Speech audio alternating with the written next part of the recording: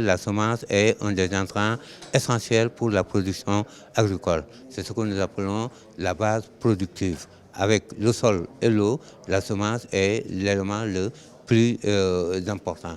Et de cette manière, comme il y a une circulation des semences à travers les différents pays de l'Afrique de l'Ouest, il y a une réglementation semencière qui est harmonisée et sur laquelle les gens doivent travailler ensemble. C'est la raison pour laquelle cet atelier a été organisé. En réalité, en Afrique, tous les États ont quelque peu un problème de semences parce que la réglementation voudrait que tous les États appliquent les semences de très bonne qualité.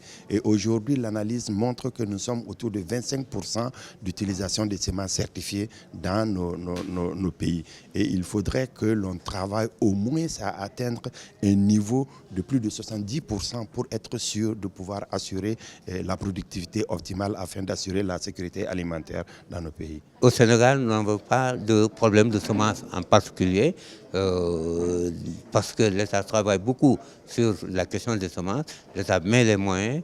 Nous avons un dispositif pour la production des semences de base pour la multiplication des semences. Nous avons des dispositifs de contrôle de tout ce qui est semences.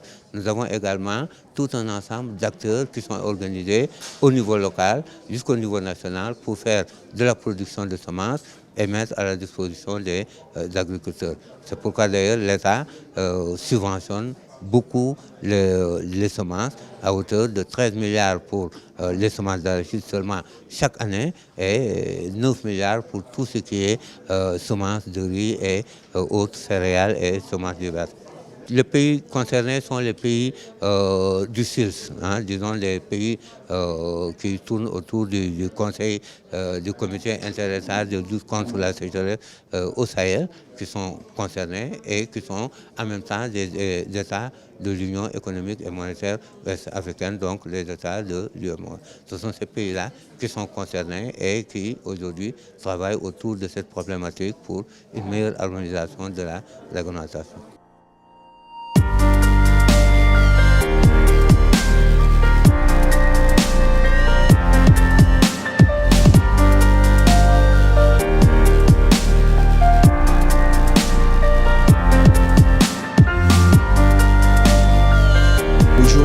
Il y a eu beaucoup de technologies qui ont été développées pour que les semences puissent adresser non seulement les questions de résistance au changement climatique, mais aussi des valeurs nutritives importantes dans les semences. Donc on a des semences aujourd'hui qui ont des qualités nutritives très importantes, qui peuvent permettre d'accroître rapidement le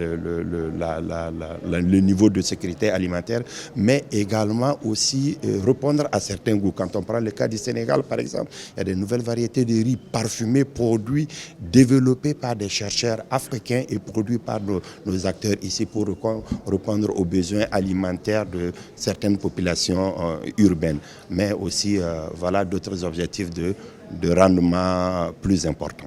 On a une faible productivité, ça veut dire un rendement bas, ça veut dire une récolte insuffisante pour les paysans et ça veut dire beaucoup d'argent et d'efforts gaspillés pour ne pas atteindre cet objectif de croissance agricole et de sécurité alimentaire. Et les analyses montrent qu'à elle seule, la semence peut permettre d'augmenter le rendement à l'ordre de 60%.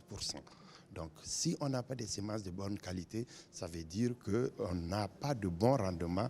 Et dans ce cas-là, on ne récolte pas beaucoup et on est dans une situation d'insécurité alimentaire. Cet atelier régional vise deux objectifs majeurs. Dans un premier temps, on veut que tout le monde soit informé qu'il y a une réglementation et que cette réglementation est faite au profit des producteurs, des acteurs.